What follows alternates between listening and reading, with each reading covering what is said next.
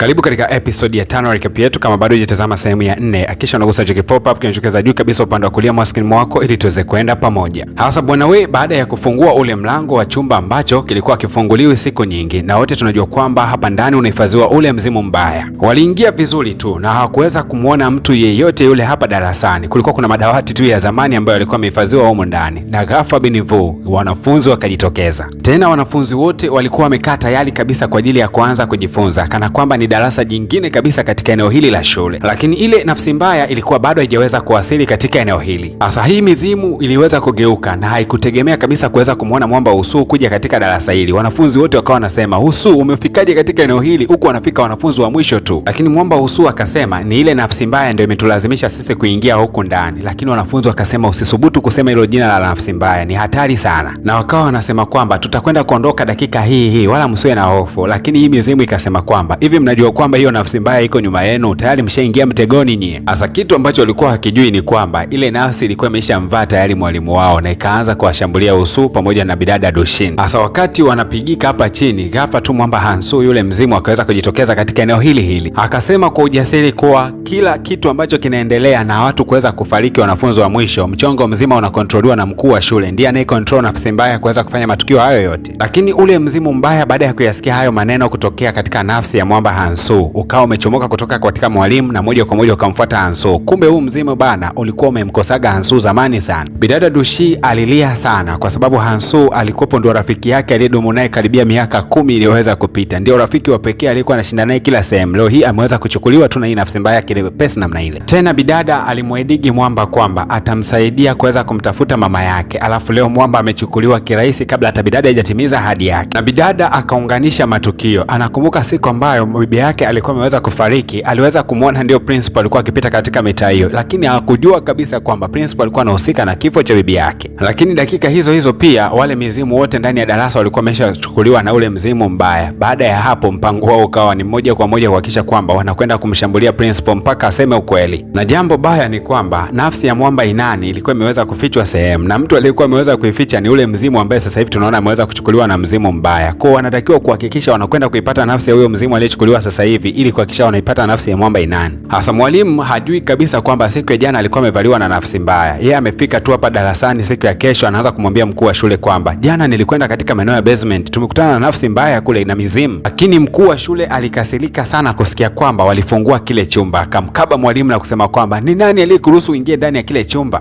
Mwalimu alitembezewa kichapo kizito. Sasa tukirudi huku katika maeneo ya hospitali ambako mwamba Inani alikuwa ameweza kulazwa, bili imekuwa kubwa sana. Hata mama yake anaelekea kufeli kabisa, kwani anategemea mgawa wake tu. Lakini Usu akamtia moyo sana mama yake na Inani kuwa baada ya siku chache Inani atarudi na ataamka akiwa salama kabisa. Wakati huo akiwa anarudi nyumbani, bidada Dushi akashindwa kuficha hisia zake, akamkumbatia Usu. Na si tu kumkumbatia mwamba, bali akajikuta mpaka anampiga kisi la upendo, ishara ya kwamba bidada alikuwa akimpenda sana mwamba Usu. Tukirudi shuleni, kama kawaida ya mkuu wa shule alikuwa ametangaza mtihani mpya na siku ya mtihani ikawa imeweza kufika. Hasa mpango wao mkubwa ni kuhakikisha kwamba kupitia mtihani huu atakwenda kuikamata hiyo nafsi kwa haraka sana. Hasa uwezi kuamini, bidada Donshin akamfuata bidada Inkyang na akasema kwamba mtihani wa kwako nataka uwe wa kwangu, wa kwangu uwe wa kwako. Kwa lugha nyepesi, matokeo yangu yatakuwa ya kwako, afu ya kwangu yatakuwa yako. Kwa hiyo mimi ndio naonekana ndio nimefeli. Bidada Dushi anataka kupambana na huo mzimu, yeye akiwa ndo mwanafunzi wa mwisho, aone nini ambacho kitakwenda kutokea. Hasa awamu ya kwanza wakati wanabadilishana mitihani, kwa bahati mbaya waliweza kugundulikana na mwalimu. Kwa wakajifanya kana kwamba ameangusha mitihani kwa bahati mbaya. Basi wakawa wanasubiria mtihani wa pili, na mtihani wa pili ulipoweza kufika wakawa wanabadilishana tena. Lakini nayo awamu hii na penye mambo bado yalishindikana kama kawaida. Lakini sasa angalia maajabu yalivyokuwa. Wakati matokeo yanaandaliwa, mkuu wa shule akasema, "Nataka ubadilishe matokeo hayo kabisa." Akasema, "Sasa nataka bidada Doshin ndo awe wa mwisho kabisa darasani, alafu Inkyang awe nafasi ya pili kutokea bidada Doshin." Yaani kile ambacho walitaka kukifanya wao, mkuu wa shule ameweza kuwasaidia wakifanye kwa amani kabisa. Mwalimu hakuwa na namna yoyote ile, kwa sababu anaipenda kazi yake na anategemewa na familia yake, basi akakubali tu kupindua matokeo. Hasa maajabu ni kwamba baada ya mwalimu kwenda kutangaza matokeo, alishangaa kukuta kwamba mwamba Usu kumbe ndo alikuwa amefanya vibaya kuliko mwanafunzi yeyote hapa darasani. Akauliza, "Wewe Usu, kitu gani kimekukuta?" Hasa licha ya kwamba mwalimu alibadilisha matokeo ya bidada Dushi pamoja na huyo Enkyang, lakini bado mwamba Usu ndo akabahatika kuwa mwanafunzi wa mwisho kuliko wote. Na kufikia hapa bidada Dushin akawa ameelewa kabisa kabisa kwamba kitu alichokuwa anataka kukifanya yeye ndio ambacho Mwamba Usuu ameweza kukifanya. Hasa bidada Dushi naye akawa anasema kwamba kuna mtu amebadilisha matokeo yangu kwa sababu mimi nimekuwa wa pili kwa mwisho. Inaonekana kuna mtu ana mpango wa kutuchezea mchezo fulani, ndio maana amebadilisha matokeo, kwa sababu mimi na bidada hatukubadilishana mitihani. Bidada akasema ni kama huyu mtu ana mpango wa kumaliza maisha yangu mimi kupitia hiyo nafsi chafu, lakini Mwamba Usuu akafurahi kwa kusema kwamba nimeharibu hiyo plani ya huyo mtu, sasa ngoja nipambane na huo mzimu ambao atanitumia. Hasa mkuu wa shule huko aliwaka sana. Haiwezekaniki Usuu akawa mwanafunzi wa mwisho, huyu ni mwanafunzi wa muhimu kabisa katika hii shule, haiwezekaniki. Yani alilalamika sana.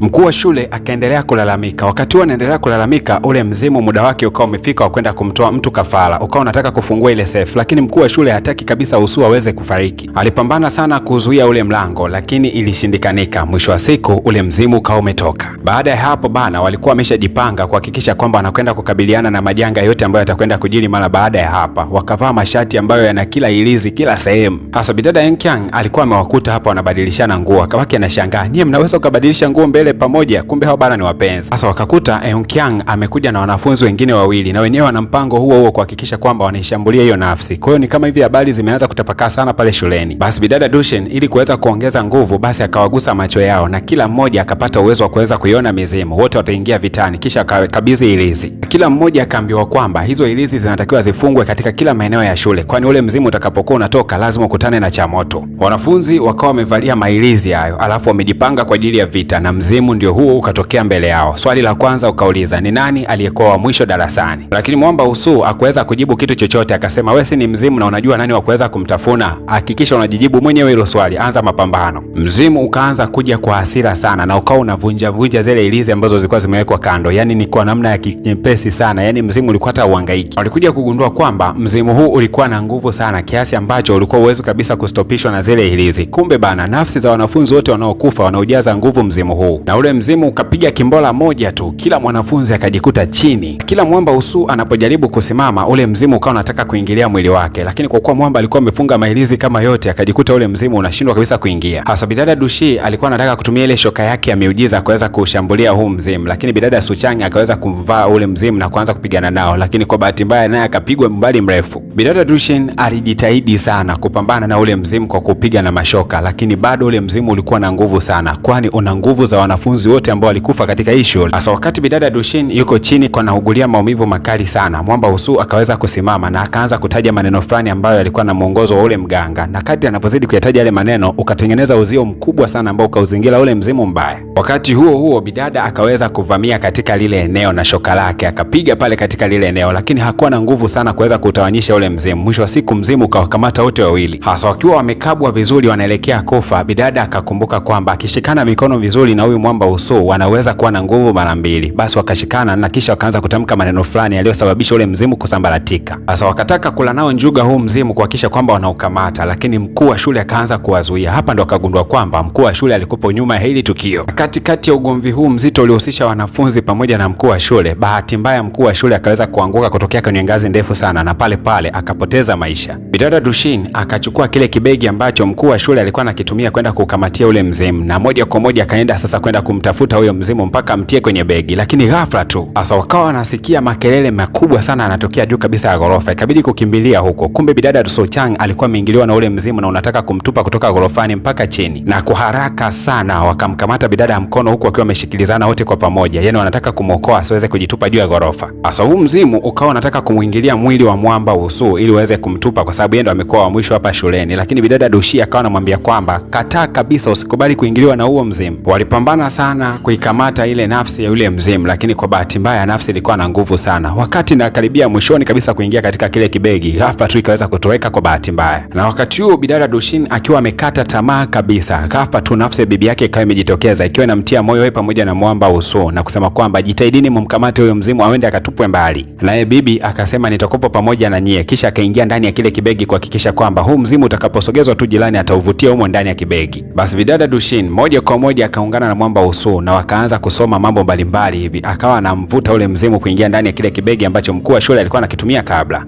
na kwa msaada wa bibi yake basi moja kwa moja walifanikiwa kukikamata kile kimzimu na wakakiingiza ndani ya kibegi. Alafu bidada akachukua shoka na akapiga kati ya kile kibegi, maana yake alikuwa anausambaratisha ule mzimu. Na baada ya ile nafsi chafu kuweza kusambaratishwa kabisa, ikatoweka moja kwa moja katika uso wa ulimwengu. Naye bibi akawa anasema kwaherini jamani, nawapenda sana wajukuu zangu. Huyo akawa anatoweka katika eneo hilo, maana yake atakwenda kupumzika kwa amani. Lakini pia yule mzimu ambaye anafahamika kama Hansu, na yeye pia alikuwa anataka kuondoka kurudi huko alikotokea. Akasema kwamba nafsi ya mwamba Anani nimeificha katika kaburi la bibi yako pembeni pale, nenda pale katika kaburi ukaichukua ile nafsi urudishe kule hospitali. Lakini huku upande wa mkuu wa shule bana amekuja kuamka, akagundua kwamba yuko salama. Ile kutazama chini anagundua kwamba ameshaacha mwili wake pale chini, kwa lugha nyepesi alishakufa tayari. Basi bwana, tukitoka hapo mwamba Usu akatimba katika maeneo ya kaburi la bibi yake na bidada Dushi na kuweza kuichukua nafsi ya mwamba Inani na kuirudisha kule hospitalini. Kwa Inani mpaka sasa yuko hai tena. Bwana, nikukaribishe katika ukurasa mwingine kabisa na movie nyingine kabisa ambazo zitakwenda kuanza mara baada ya hii. Nikukumbushe tu ambaye bado hujagusa alama ya kusubscribe kufanya hivyo mapema, kwani tunaanza balaa na nusu. Movie kali zote zinakwenda kuanza kuanzia sasa. Lakini pia kwa wale wote ambao wanahitaji movie makali yaliyotafsiriwa na madj wote nchini Tanzania, basi ni muhimu ukanicheki kupitia nambari yangu ya simu sawa na unavyoiona katika screen yako. Lakini pia kwa wale wanaohitaji kujiunga ndani ya group, basi maelekezo ni marahisi kabisa kama unavyoweza kuona chini ya screen.